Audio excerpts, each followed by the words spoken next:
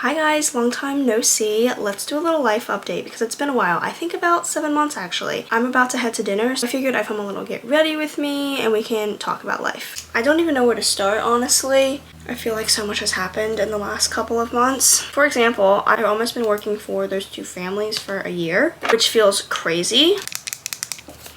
I adore those girls, and we actually figured out a way that I can still work for them the entirety of the summer plus the fall. I start grad school next month, which is insane.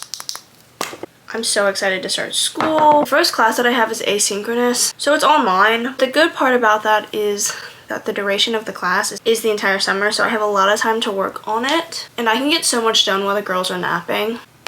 I think we're gonna go for a skin tint. But yeah, it's so crazy that a year ago I was deferring. I just remember really beating myself up over having to defer, and honestly, it doesn't even matter. It's been such a blessing in disguise having this year off to work. I adore my job. I've gotten to save a good amount of money and focus on myself, get my mind right. I really don't know what to expect either. So if you're in grad school or you went to grad school, please let me know how the rigor of your program was. My program is a counselor education program, and I'm on the couples and families track. So obviously grad programs differ based on topic. I would still like to know the rigor of your classes and the amount of schoolwork you had.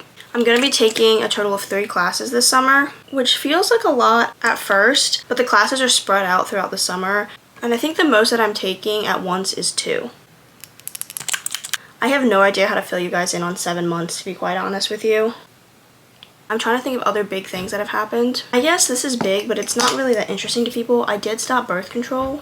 If you want more information on that, you should check out my TikTok. I've been very consistent on TikTok.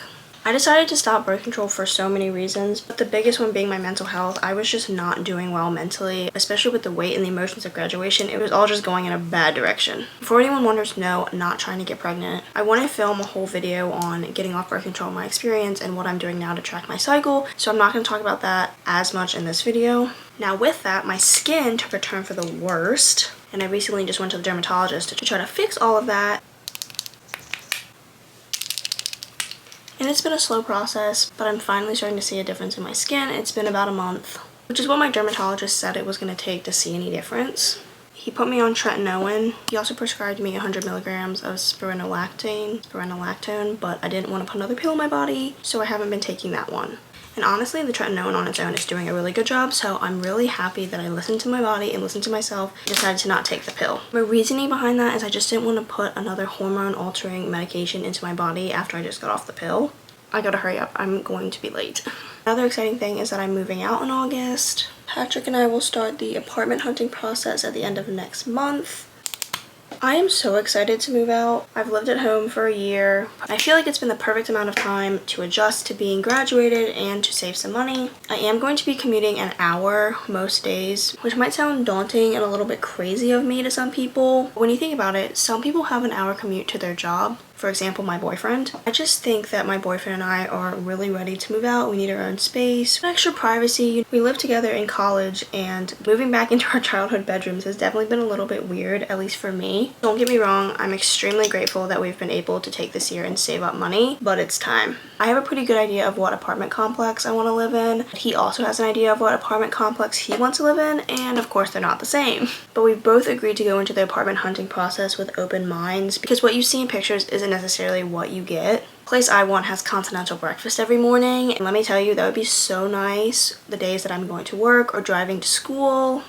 My requirements for an apartment honestly just include a nice gym and a pool, because I would love to have the whole month of August to sit by the pool and just have a pool in general.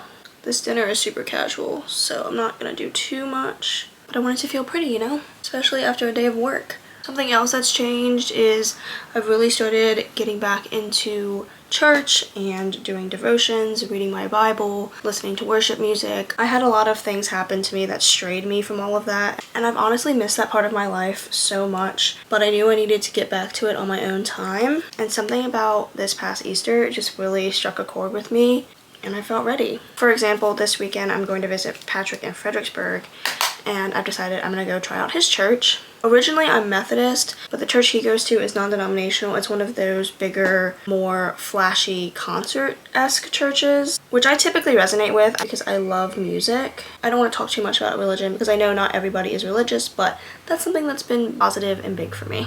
I don't think there's anything else. If you didn't know, I've been really active on TikTok in the last year, so you should definitely follow me. My TikTok will be linked down below. The biggest issue I found with YouTube was just that I wasn't confident filming in public, but I've been making little vlogs over on my TikTok, which involve me vlogging in public, so I'm a lot more comfortable now. And I'm about to experience a lot of change here in the next few months, and I really want to have it documented in longer form content and to start taking this seriously. My goal right now is to film 1 video a week.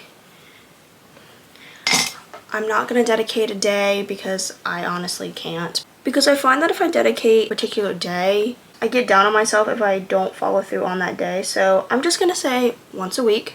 It might be a vlog, it might be a sit-down video. In the next couple of months, you can expect a lot of grad school content as well as moving content, along with apartment hunting / shopping for things to decorate my apartment. But there's a lot of fun things coming up for me, so I can't wait to film that for you. I gotta run to dinner, but thank you so much for watching. Please be sure to like, comment, and subscribe, and I'll talk to you guys next time. Bye, guys.